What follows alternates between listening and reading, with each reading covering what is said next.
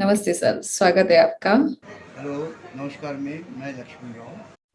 राष्ट्रीय पुरस्कार सहित अनेक साहित्यिक सम्मानों से अलंकृत लेखक लक्ष्मण राव, जो आज भी तमाम संघर्षों के बीच साहित्य सृजन में लगे हुए हैं। स्वागत है सर आपका और बहुत बहुत बधाई। सर, थोड़ा सा आपके बारे में बताइए ना कि आप कहाँ से हैं और आपका बचपन कैसा था और शिक्षा कहाँ तक हुई। हाँ, दरअसल मैं प्रॉपरली महाराष्ट्र से हूँ। मेरी मातृभाषा मराठी है।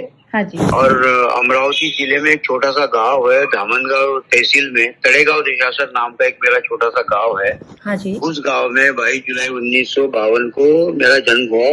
मैं अपने गांव में 8वीं कक्षा तक पढ़ाई करता रहा और उन्हीं दिनों में मैं गुलशन नंदा जी के उपन्यास पढ़ता था। गुलशन नंदा जी एक बहुत बड़े उपन्यासकार। चाय वाला से लेकर साहित्य तक का सफर कैसे शुरू हुआ? तो मुझे ये प्रेरणा मिली कि मैं भी गुलशन नंदा जी क्यों नहीं बन सकता हूँ। ओके। हाँ। तो ये सोचकर मैं ये प्रयास करता रहा। उन्हीं दिनों में 63-64 के आसपास हमारे गांव का एक लड़का था जो रामदास नाम का, वो पानी में डूबकर मर गया और उस पर मैंने एक उपन्यास लिखा और उसे प्रकाशित करने के लिए मैं प्रयास करता रहा। लेकिन मुझे पता था कि ये गुलशन नंदा जी की पुस्तकें या और भी हिंदी की पुस्तकें दिल्ली से प्रकाशित होकर आती है। हाँ जी। तो मुझे दिल्ली या मेरठ या इलाहाबाद यहाँ जाना होगा। लेकिन उसके बाद तो फिर मैं अमरावती आया, वहाँ मैंने 10वीं पास की। फिर मैं एक मिल में काम करने लग गया। अमरावती के एक स्पिनिंग मिल में काम करने लग गया। वहाँ 5 साल तक काम किया, लेकिन 5 साल के बाद वो मिल बंद हो गया। जी। हाँ। और उसके बाद मैं अपने घर चला गया, खेती बाड़ी का काम करने लगा। वो मुझे अच्छा नहीं लगा। फिर मैंने अपने पिताजी से 40 रुपए लिए और मैंने ये सोचकर निकला कि मुझे अब यहाँ से दूर जाना है और मैंने घर में बताया भी नहीं। और मैं वहाँ से 40 रुपए लेकर अमरावती आया। अमरावती से भोपाल आया।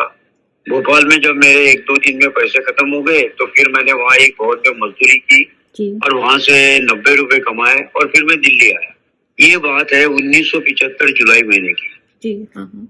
और उस समय तक मैं 10वीं पास था। लेकिन यहाँ आने के बाद फिर मुझे संघर्ष करना पड़ा, जैसे ढाबों पे बर्तन साफ करना, भवनों पे मजदूरी करना। लेकिन जो जुनून था मेरा या जो जिज्ञासा थी मेरी, उसको मैंने छोड़ा नहीं। जी। और मैं दिल्ली में ही ITO के आसपास एक विष्णु दिगंबर मार्ग नाम का क्षेत्र है, वहां पर मैं पान बीड़ी सिगरेट बेचने लगा। और वहां से 1 किलोमीटर दूर किताबों की दुकानें होती थी संडे में। तो संडे बाजार से जाकर मैं पुस्तकें खरीद कर लाता था। और वहां से मुझे बड़े बड़े साहित्यकारों का पता चला, हिंदी के साहित्यकार, अंग्रेजी के साहित्यकार। तो उनकी पुस्तकें हिंदी भाषा में पढ़ने लगा, जैसे लेनिन, गोर्की, मार्क्स, शेक्सपियर, इनकी पुस्तकें पढ़ने लगा मैं। और फिर मुझे लगा कि लक्ष्मण राव अब तो कुछ नहीं है, कुछ पढ़ना पड़ेगा। सर, जब आपने फर्स्ट बुक जो आपकी थी उसको पब्लिश करने की कोशिश की तो आपको लोगों ने क्या किया? एनकरेज किया, डिस्करेज किया? देखिए, एक रामदास मैंने लिख के लिया था। उसके बाद एक नई दुनिया की नई कहानी, एक पुस्तक मैंने लिखी थी, ऐसी कल्पना मात्र। और वो 2 पुस्तकें लेकर मैं प्रकाशक के पास गया तो उन्होंने मुझे गेट आउट कहा। तो मुझे लगा कि चलो मैं प्रणाम करता हूँ उस व्यक्ति को कि आज मेरी 30 पुस्तकें प्रकाशित हुई है। हाँ, और मेरा दुनिया में नाम है। लेकिन उस आदमी ने गेट आउट कहने से मुझे थोड़ा सा तो उस समय हुआ। लेकिन आज मैं उस व्यक्ति को प्रणाम करता हूँ कि ये काम साधारण नहीं है जी। प्रकाशन, लिखना, प्रकाशित करना, बिक्री करना, ये मैंने 50 साल में किया और वो जो अनुभव लिया उससे आज लक्ष्मण राव बना। जी बिल्कुल। तो कहने का मतलब, जब मैं पान बीड़ी सिगरेट बेच रहा था तो 1986 में मेरा विवाह हो गया। फिर थोड़ी सी आर्थिक परिस्थिति खराब हो गई। फिर वो पान बीड़ी सिगरेट का काम कम हो गया। लेकिन पत्नी कहने लगी कि चलो हम यहाँ से छोड़ के चले जाते हैं। वो हमने भी मन बना लिया कि दिल्ली छोड़कर अब नागपुर वापस चले जाते हैं। लेकिन आए दिन हमारे पास पत्रकार आते थे और हमारा इंटरव्यू छापते थे। हमने कहा भी ये कैसे होगा, संभव नहीं होगा। लेकिन हम जी जान से काम करने लगे। 1984 में श्रीमती इंदिरा गांधी से मेरी मुलाकात हुई थी। तब मैंने एक नाटक भी लिखा और छापा भी। हाँ जी। उससे भी मुझे कुछ सफलता नहीं मिली। पहली किताब से भी मुझे सफलता नहीं मिली। 90 तक ऐसे ही टाइम बीतता गया। और 1992 में मैंने अपना रामदास 2022 प्रतियां प्रकाशित की और वो मैं डिस्ट्रीब्यूटर के पास देकर बेचने लगा और उन्होंने बेचा तक नहीं 6 महीने तक। तो एक अध्यापक मेरे पास आते थे उन्होंने कहा कि आप ऐसा करो, ये स्कूलों में जाओ। उन्होंने वो पढ़ा था, एक अध्यापक के जीवन पर था वो रामदास, उन्हें बहुत पसंद आया था, कहने लगे ये स्कूल में बिक सकती है। तो मैं वो किताब लेकर मैं दिल्ली के 1000 स्कूलों में गया और वहां मैंने बेचा। तब मुझे लगा कि मैं लेखक बन सकता हूँ।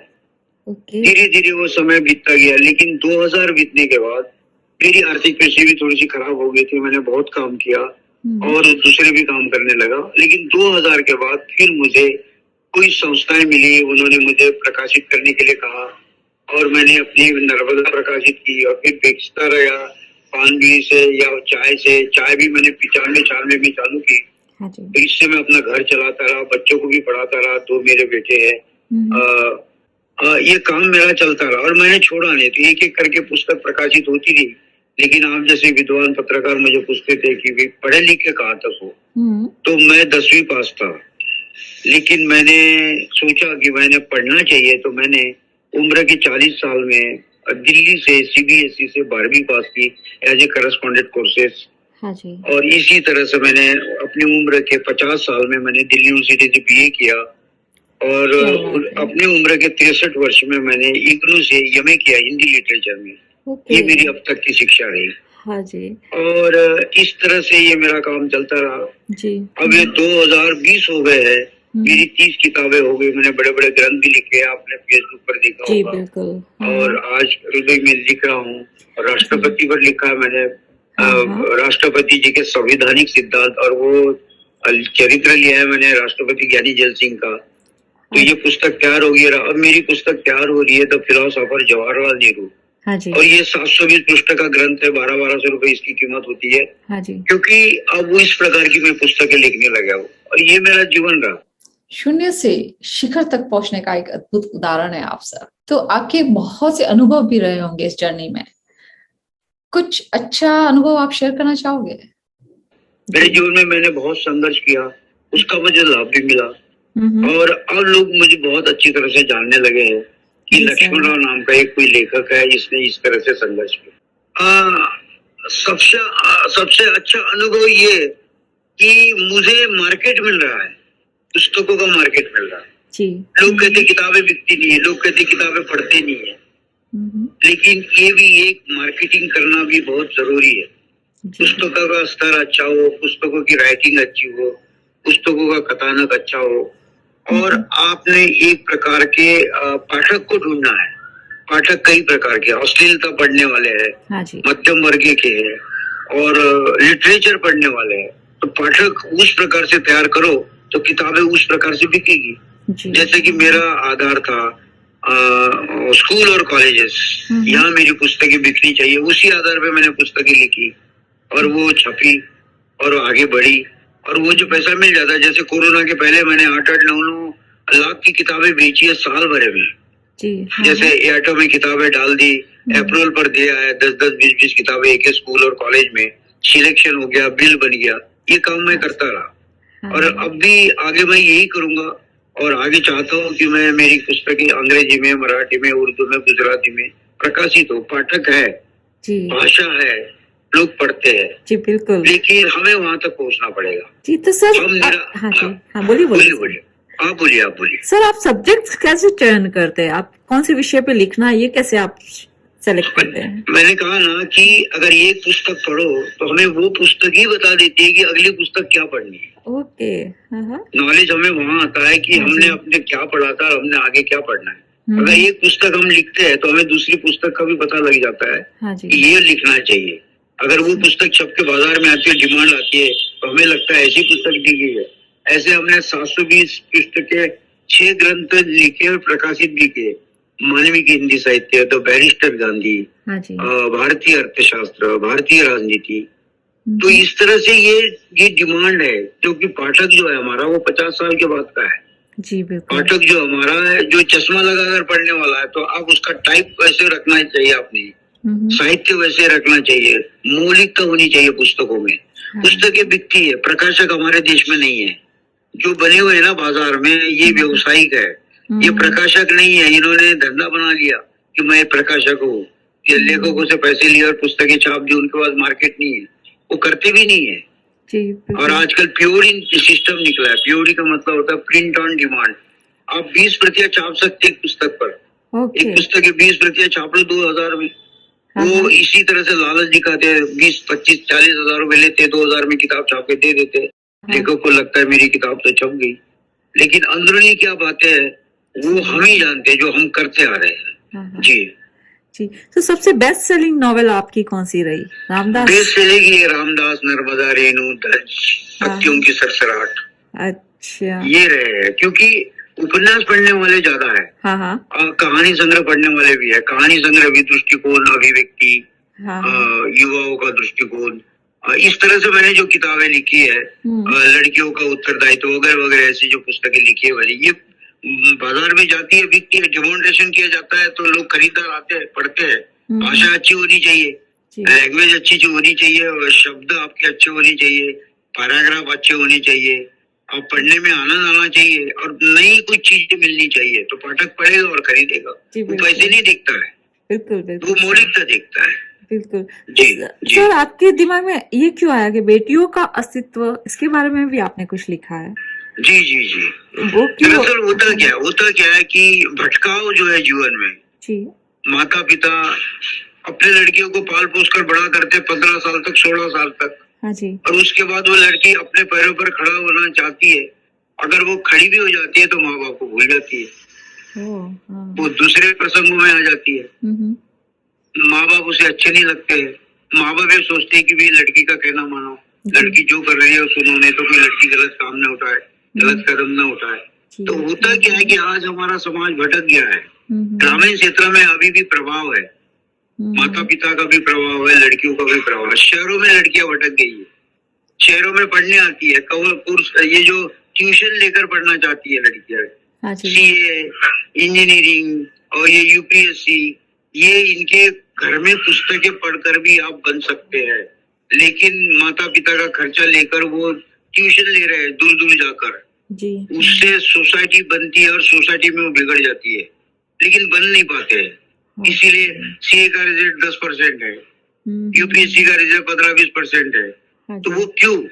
और कोर्सेज बदल गए, ऑब्जेक्टिव प्रश्न आ गए, उससे नॉलेज नहीं बढ़ेगा, लिटरेचर खत्म हो गया, साहित्य खत्म हो गया, तो आगे भटकाव आ गया। अब सरकार ने क्या कर दिया कि 12वीं कक्षा के बच्चों को या 10वीं कक्षा के बच्चों को डिवाइस दे दिया, टेलीफोन दे दिया। अब वो बच्चे गलत तरीके में आ गए हैं। अब वो बच्चे किताबें नहीं पढ़ेंगे, हैंडराइटिंग कैसे सुधारेंगे, लिखेंगे क्या, पेपर कैसे छोड़ेंगे, पेपर कैसे लिख पाएंगे। अब ये हम इस तरह से डिटेल बताएंगे तो लोग तो हमें कहेंगे अरे तू तो मूर्ख है यार, आज के टाइम जैसा चल रहा है वैसा चलना चाहिए। तो सवाल इस बात का है। भारतीय अर्थशास्त्र और मौलिक सिद्धांत के बारे में आपका क्या कहना है? आपने इस पर बुक भी लिखी है। हाँ, जैसे कि अभी कोरोना आ गया था ना, तो हम सब घर में बैठे हुए थे। हाँ जी। मेरे घर में 8-10 अखबार आते हैं, उसमें 4-5 अखबार तो अर्थशास्त्र के होते हैं, कुछ हिंदी के, कुछ अंग्रेजी के, मैं पढ़ता था। हाँ जी। और हमारे कोरोना क्षेत्र में अर्थशास्त्र बहुत खराब हो गया था, उसमें सरकार लिपापोती कर रही थी। दूसरी बात, गरीबों का शोषण हुआ, सरकार ने दुर्लक्ष्य किया या मिसअंडरस्टैंडिंग रही सरकार की। कि उस समय कोरोना इतना प्रभावी नहीं था, लेकिन करोड़ों लोग सड़कों पर आ गए, बहुत से लोगों की जान गई, जो भी हुआ है। फिर अर्थशास्त्र में जो लिखा गया, जो समाचार पत्रों में आलेख आते थे, लेख आते थे, उस पर मैंने भी विश्लेषण करके अपने बारे में लिखा। और वैसे मेरा 12वीं कक्षा तक अर्थशास्त्र ही विषय रहा। अर्थशास्त्र का नॉलेज सबको होना चाहिए। अगर आप आगे बढ़ना चाहते हो तो बेसिक क्या है, पैसे का मूल्यांकन क्या है, पैसे का महत्व क्या है, पैसे का डिपॉजिट करना क्या है, पैसे को खर्चा करना क्या है, खर्चा कितना होना चाहिए, डिपॉजिट, ये सारी चीजें हमने पहले पढ़ी थी। ये हमने अपनी भाषा में लोगों को पहुंचाने का प्रयास किया। तो लोगों ने समझा भी उसे कि लक्ष्मण ने बहुत अच्छी पुस्तक लिखी है। लेकिन पुस्तक 1200 रुपए की है, बड़ा ग्रंथ है, तो वो उन लोगों तक नहीं पहुंच पाए। और ये लाइब्रेरी, स्कूल, कॉलेज अभी भी बंद पड़े हुए हैं। तो अब ये मार्केटिंग आएगा तो हम मार्केट करेंगे, इसका किताब जाएगी तो उसका प्रभाव बढ़ेगा। एक किताब प्रधानमंत्री इंदिरा गांधी जी पे भी लिखी है ना? हाँ, इंदिरा गांधी के भाषणों पर मैंने विश्लेषण किया, जो उन्होंने 69 to 73 का जो उनका कार्यकाल था, उनके जो भाषण थे, उस पर हमने विश्लेषण किया। जैसे इंदिरा गांधी कहती थी कि हमारा देश बहुत गरीब है, एक बार वो विदेश में भी गई थी, वहां पर भी कहा कि हमारा देश बहुत गरीब है, ये है वो है वगैरह वगैरह बोलती रही। एक उसमें विद्वान बैठे थे, वो सब सुन रहे थे। सुनने के बाद उन्होंने प्रश्न किया कि श्रीमती इंदिरा गांधी जी, मतलब विदेश की बात बता रहा हूँ मैं, जहाँ इंदिरा गांधी गई थी, तो उन्होंने पूछा, मिसेज इंदिरा गांधी जी, आप ये मत कहिए कि आपका देश गरीब है, आपका देश तो बहुत श्रीमंत है, धनी है, बिल्कुल। लेकिन आपके लोगों को ये समझाना चाहिए, अगर फटी हुई कमीज है तो उसको धोकर सिल लीजिए, वो पहन सकते हैं। उंगलियों के नाखून कैद निकाला जाए, ये सिखाना चाहिए। मेहनत करने वाले लोग हैं, भोजन सवेरे कमाते हैं, शाम को खाते हैं। ये बात तो आपके देश में देखी हमने। यहाँ तो फ्रिज में रखकर खाते हैं लोग खाना, ताजा खाना तो आपके देश में खा रहे लोग। आप गरीब बता रहे हो उन लोगों को? नहीं। तो कहने का मतलब ये है कि लैंग्वेजेस जो होती है, पॉलिटिकल लैंग्वेज क्या होती है, और प्रासंगिक अवस्था क्या होती है, देश की अर्थव्यवस्था क्या होती है, या जीवन क्या होता है, ये समझने की बात है। तो ये हमने उसका विश्लेषण करके लिखा है। हम आलोचना नहीं करना चाहते इंदिरा गांधी की, लेकिन इंदिरा गांधी ने बहुत अच्छी अच्छी बातें बताई है, और वो हमने उसको लिखा है। जी। तो आपने ये लिखा तो उनकी प्रतिक्रिया क्या थी उस वक्त? वो तो उस समय जिंदा नहीं थी। ओह, ओके। हाँ, वो हमने नाटक लिखा था, तब भी वो 3-4 महीने में उनका निधन हो गया था। हाँ जी, जी। और हमारे देश में गरीब कोई नहीं है। गरीब एक ही आदमी है जिसके आंखों को रोशनी नहीं है। Right, right.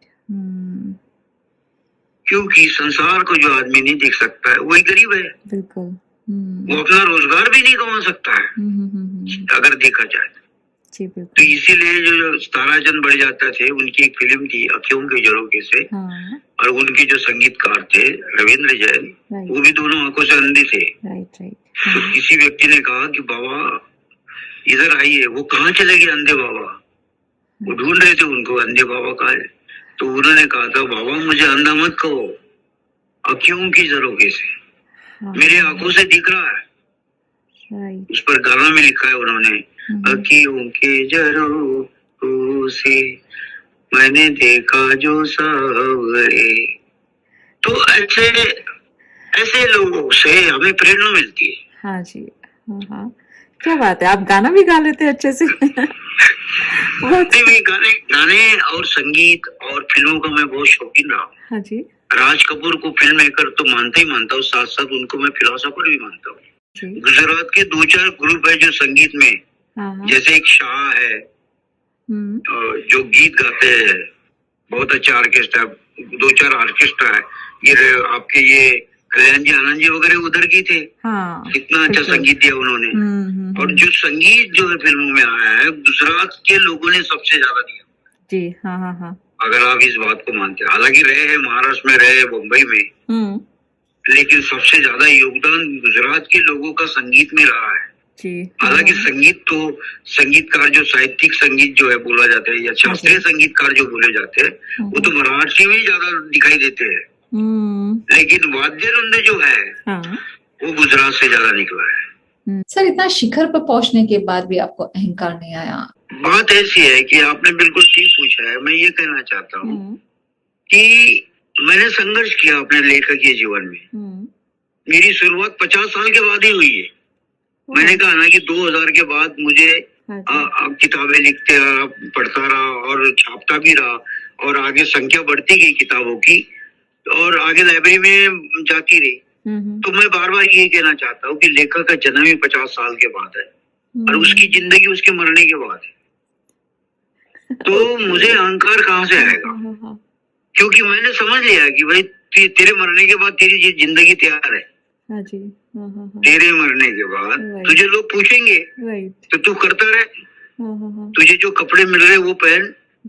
तुझे मखमल के कपड़े पहनने की जरूरत नहीं है, वो मिलेंगे भी नहीं, और आवश्यकता भी नहीं है। अपेक्षा भी मत कर, प्रतीक्षा भी मत कर।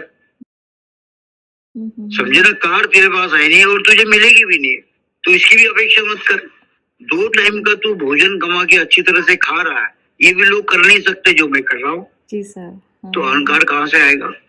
तो सवाल इस बात का, इसीलिए मैं कहता हूँ लोगों को कि अपेक्षा भी मत करो, प्रतीक्षा भी मत करो, अपने लक्ष्य की तरफ देखो। आपको अपना हाँ। जो भी आपकी उपलब्धि है वो आप हासिल कर सकते हैं। बिल्कुल सबसे सर। पहले आप अपने शरीर की तरफ देखो, हाँ जी। हाँ। क्योंकि हाँ, राष्ट्रपति ज्ञानी जैल सिंह ने भी कहा था कि मनुष्य में शक्ति है, समझदारी है और सौंदर्यता भी है, लेकिन वो अपने आप को मजबूर क्यों कहना चाहता है? मजबूर मत कहो, अगर कर सकते तो करो, जो कुछ करना चाहते हो करो, अपने लिए करो और देश के लिए भी करो। हाँ जी। तो इन विद्वानों की बातें हमारे दिमाग में रह जाती है, तो हम वही बात दोहराते हैं। आपने एक जगह लिखा भी है ना कि कार्य ऐसा करो कि देश के काम आ जाए ना। कार्य वही करो जो देश के काम आ जाए। हाँ तो जी। आपका लाभ है उसका। एक शिक्षक है, वो बच्चों के लिए नहीं कर रहा है, हाँ। या अपने लिए नहीं कर रहा है, वो देश के लिए कर रहा है। बिल्कुल। कुछ बच्चे जो पढ़ा रहा है वो बच्चे भविष्य में देश के नागरिक बनेंगे। हाँ जी। लेकिन ये अप्रासंगिक है, दिखाई नहीं देता है ये। लेकिन बच्चे तो भविष्य में बन ही रहे ना। बिल्कुल। टीचर एक, और आज उसके भी साथ भी दुर्व्यवहार हो रहा है। हाँ। मान रहे हो नहीं इस बात को? उसके साथ दुर्व्यवहार नहीं होना चाहिए, टीचर की संख्या कम नहीं होनी चाहिए। 50 बच्चों के लिए एक टीचर चाहिए ही चाहिए। जी वो बिल्कुल। आपने उनकी भी संख्या कम कर दी। आपका बजट नालियां ठीक करने के लिए, सड़कें ठीक करने के लिए, लेकिन टीचर का जीवन बनाने के लिए नहीं है, या बच्चों का भविष्य बनाने के लिए नहीं है। हम किसी सरकार की आलोचना नहीं करना चाहिए, लेकिन सरकार ने जिस तरफ ध्यान देना चाहिए कि यूपीएससी की परीक्षा कैसी होती है, आगे कैसे करना है, डॉक्टर कैसे बनेंगे, आगे कैसे करना है, ये बात पहले सोचो। ये मत सोचो कि मेरी सरकार बनेगी, यहाँ से चुन के आएंगे, उसका गठबंधन करेंगे, ये होता रहेगा। लेकिन भविष्य के बारे में सोचो, प्राथमिक सोचो, या फंडामेंटल राइट्स के बारे में सोचो, तो आप आगे बढ़ सकते हैं। अपने देश में आप भी चाय वाले हो, सरकार भी चाय वालों की है। जी, उस व्यक्ति की तो हम बराबर ही नहीं कर सकते हैं। और एक दूसरी बात ये भी मैं बताना चाहता हूँ कि मैं अपने जीवन के 40 साल तक मैं फुटपाथ पे रहा हूँ, इसलिए ये हुआ। मेरे जो कैरेक्टर है वो मुझे फुटपाथ से ही मिले हैं, और जो अनुभव लिया मैंने फुटपाथ से लिया है। यदि मैं कहीं प्रोफेसर होता, लेक्चरर होता या ऑफिसर होता, हाँ जी, तो मेरी पुस्तकें नहीं होती। प्रोफेसर या लेक्चरर या डायरेक्टर, ये लोग मेरे से ज्यादा विद्वान है, लेकिन इस काम को नहीं कर पाए क्योंकि उनके पास समय नहीं है। मैंने पुस्तकें लिखकर पैसा कमाना चाहा, उनके पास पैसे की कमी नहीं थी, इसलिए वो लिख नहीं पाए और छाप नहीं पाए। मुझे छापकर पैसा कमाना था, इसलिए मैं ये करता गया, और मैं कमा भी रहा हूँ। वो विद्वान है, वो उच्च लेवल पे सोचते हैं, मैं फुटपाथ के लेवल पे सोचता रहा। आप ग्राउंड लेवल पे सोच के लिख रहे हैं। जी हाँ, क्योंकि मैं उस व्यक्ति को सोचता हूँ जो हमारे घर के सामने से जो लड़का कूड़ा बिनकर वो रोजगार कमा रहा है, लेकिन उसकी नागरिकता और राष्ट्रपति के लड़के की नागरिकता एक जैसी है। इसका अगर हम मूल्यांकन करें तो दोनों भी नागरिक एक ही है, उन दोनों की भी नागरिकता एक ही है, परंतु वो राष्ट्रपति का बेटा है और ये कूड़ा बिनने वाले का लड़का है। उसको हमने उस हिसाब से नहीं देखना चाहिए कि ये गरीब है या कूड़ा बिनने वाला है। हाँ जी। ये पात्र मेरे उपन्यास में, मेरे कथानक में होते हैं। हाँ जी सर, हम सभी के लिए कुछ इंस्पिरेशनल मैसेज देना चाहोगे आप? मैं यही कहना चाहता हूँ कि जो भी व्यक्ति जिस काम को भी करना चाहता है, उसका रास्ता बनाए। जो रास्ते असंभव है वो नहीं बनाए, जो संभव है वो बनाए। अपनी क्षमता देखे, अपनी आर्थिक परिस्थिति देखे, अपनी योग्यता देखे, और धीरे धीरे करते रहिए, असंभव नहीं है। सर, हम organ डोनेशन अवेयरनेस, अंगदान महादान है, उस पे मोर फाउंडेशन के साथ काम कर रहे हैं, तो उस पे कुछ मैसेज देना चाहोगे आप? मैं ये जानना चाहता हूँ डॉक्टर साहब आपसे कि आपका ये जो फाउंडेशन है ये दरअसल काम क्या करता है? अगर मैं बहुत छोटे पे बोलूं तो हम एक ब्रिज हैं डोनर और रेसिपिएंट के बीच में। देना हो तो सरकारी अस्पताल में जाके दिया हो, वो क्या करना चाहते कर लो जी। किसी को भेज भी दे तो कोई बात नहीं, लेकिन किसी का काम तो आ जाएगा। आके दान कर रहे हैं, किसी का काम तो आ जाएगा जी। सर, आपके लिए गिफ्ट है, आपको हम अहमदाबाद इनवाइट करते हैं। There is free quiz tip for you.